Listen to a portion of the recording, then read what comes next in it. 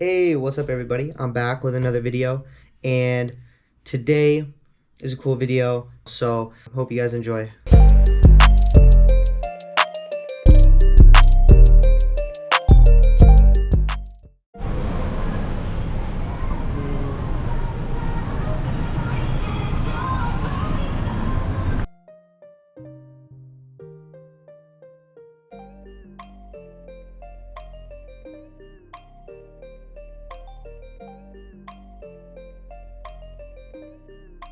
Jimmy on the beat, boy.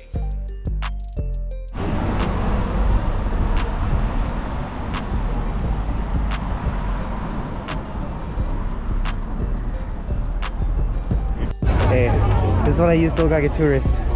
Oh.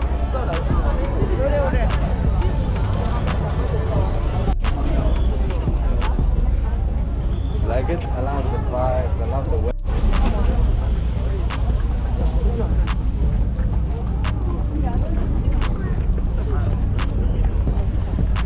It's lovely, ain't it? Yeah. It's really lovely.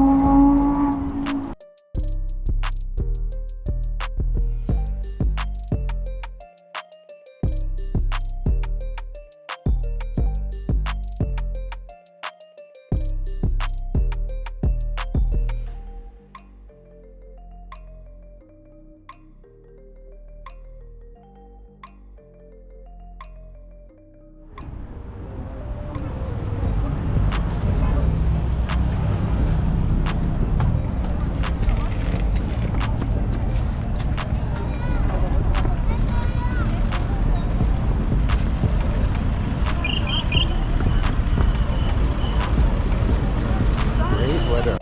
So the cool thing about these bikes is they work the same way as Bird. You just download an app and you scan it, and then it like charges your phone, charges your card.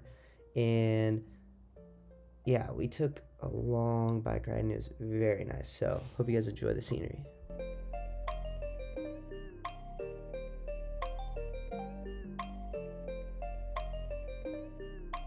Jimmy on the beat, boy.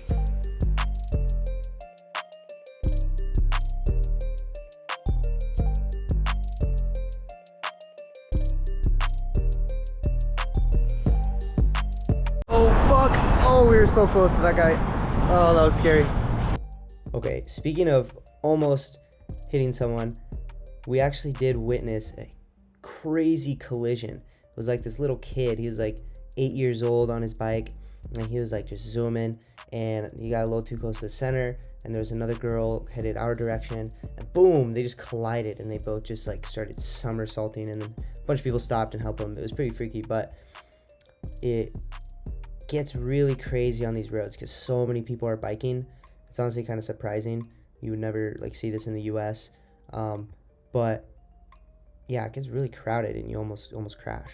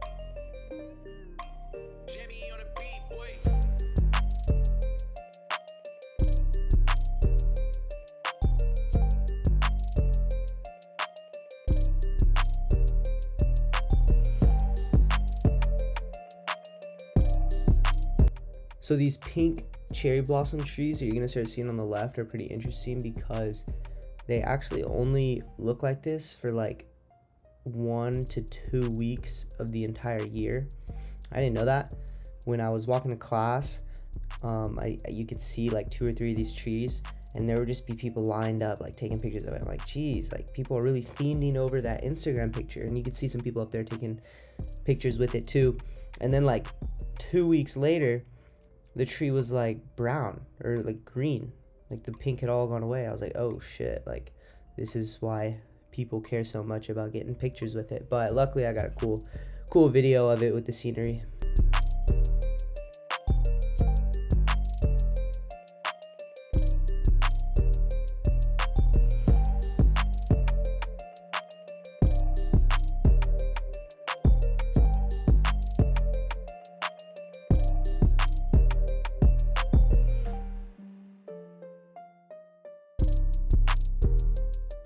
So we were biking along this trail for so long that we actually almost ended up outside of Seoul after like an hour and a half.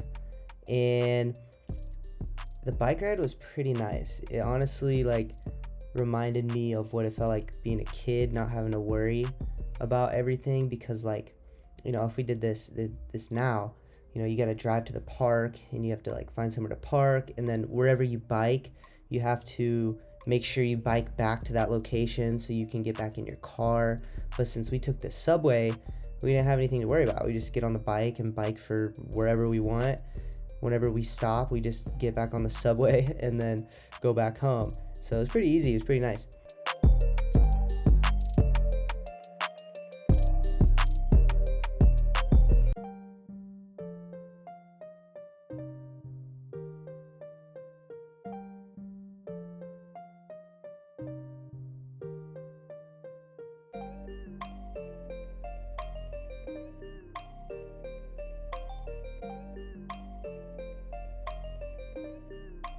Jimmy on the beat, boy.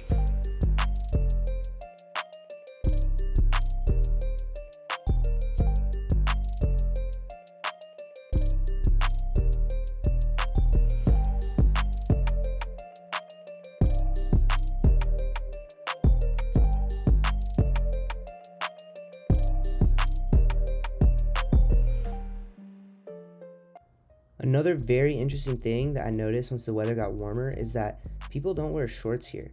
Everyone wears like slacks or jeans, and usually like a button up or like a nice coat. Like people be wearing like nice clothes here. Here's some more nice food that I've been eating.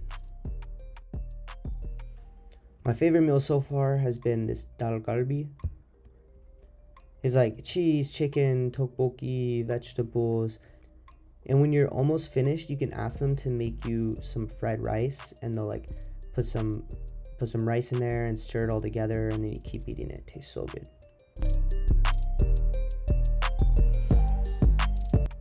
So this night I went out with one of my Korean friends, and he took me to traditional Chinese bar. But first we started with some Korean barbecue. It was really good, and we had some soju and beer. And this is like a traditional Korean style bar, and it had some cool drinks. So first we started off with some makgeolli, and it has like milk and like rice, and it's kind of like an horchata but alcohol version. And then we had this pizza, and then we had dongdongju, which is kind of tastes similar. They both kind of, I don't even know how to describe it, but they're both really good. And then we ended off the night.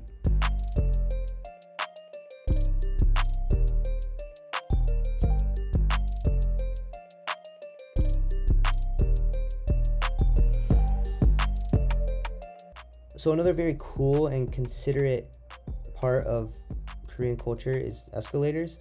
Everybody waits on the right side if they're standing, and they leave room on the left side for people who are in a hurry. And then of course at the end of the night I have the fat staircase to leave the station, which is always fun.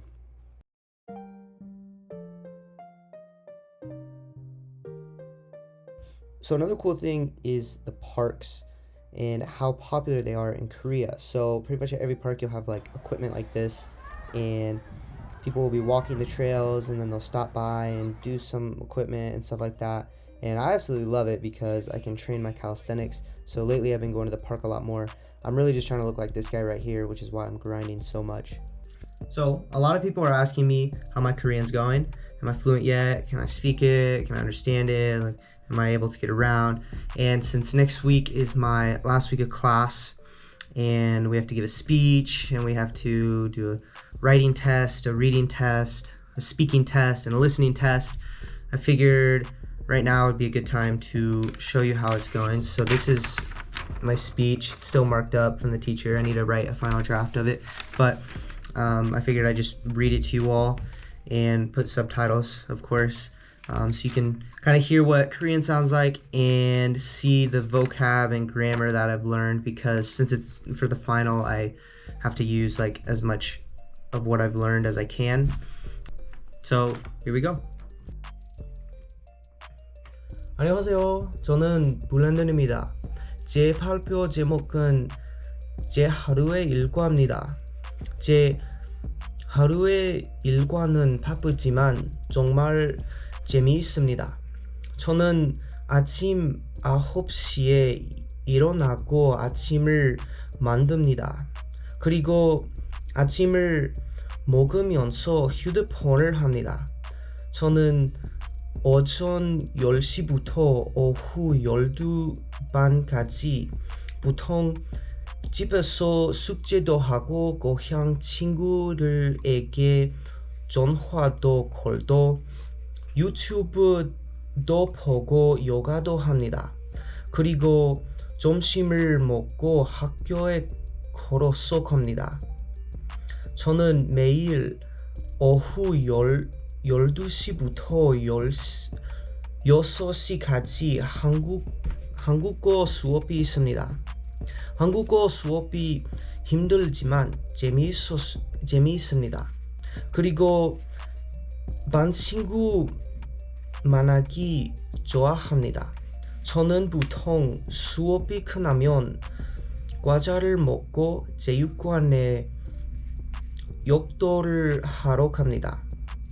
그러지만 저는 요즘 공원에서 운동하고 싶어서 거기에 갑니다. 그리고 저녁을 먹고 샤워를 하고 잠을 잡니다. 저는 주말에 보통 친구를 만나서 같이 놉니다. 저는 5월 17일에 수업이 끝나서 앞으로 많은 시간이 더 있을 겁니다. 저는 시간이 더 있으면 한국에서 여행을 하고 싶습니다. 이 시간 동안 제주도하고 부산하고 강릉에 가면 좋겠습니다. 제 발표는 여기까지입니다. 잘 들어주셔서 감사합니다. Okay, so that's about 2.5 minutes, and that's gonna be brutal to memorize, but we've already done one of these. It was like for the midterm. It wasn't as hard because it's a little bit shorter and like more basic vocabulary and grammar, but you know, like if I just practice this every day, it won't be that bad to memorize. But that should give you an idea of kind of like what Korean sounds like and kind of what I've learned so far.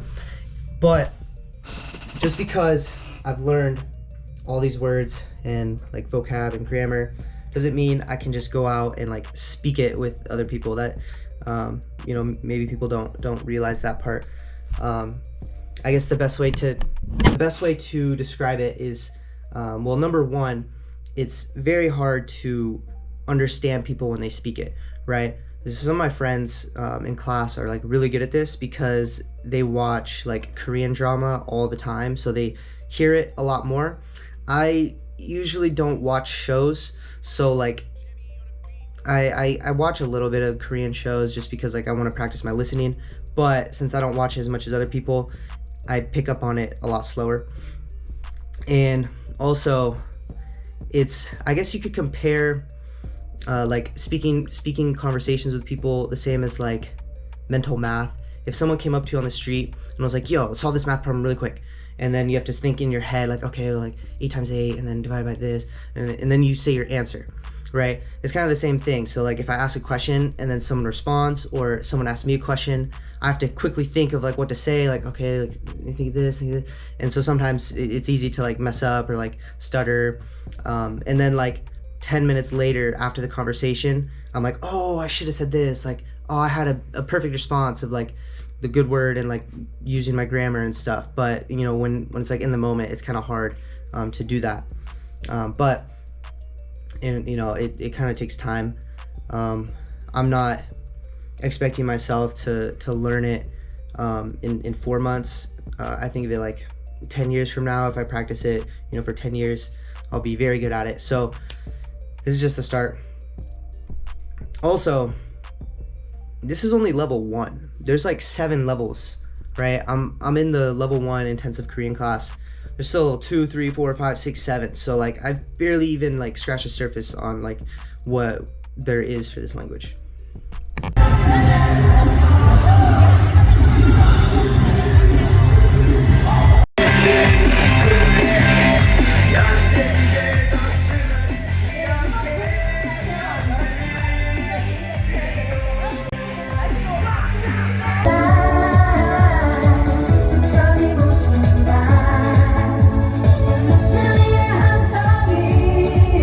So my friends and I stumbled across the Buddhist Light Show Festival. I did not anticipate coming here this night. I had no idea what it was. One of my friends knew about it and we had some extra time, so we stopped by, and it happens once a year and it's pretty cool. And here's me and my friends, and yeah. Alright, this is the end of the video. Thank you all for watching, and I do have something exciting coming soon, because tomorrow morning me and like 4 of my classmates are going to Busan, and this map right here will I'll bring up the snap map, show you where it is. It is a famous tourist spot in South Korea. It's pretty much like the same thing as going to like California or Vegas for vacation. There's lots of tourists, lots of places to party, lots of places to go see, and there's also the sea that you can go see. So I'm gonna be going there for about 3 days. Tomorrow morning I'm actually waking up at like 6, and we're gonna be flying there, so we'll be heading to the airport. And I've been kind of slacking on my vlogging, not gonna lie. So I'm gonna bring my camera and make sure I get as much as I can, and hopefully make a cool video for you all. So with that, hope you all enjoy and stay tuned.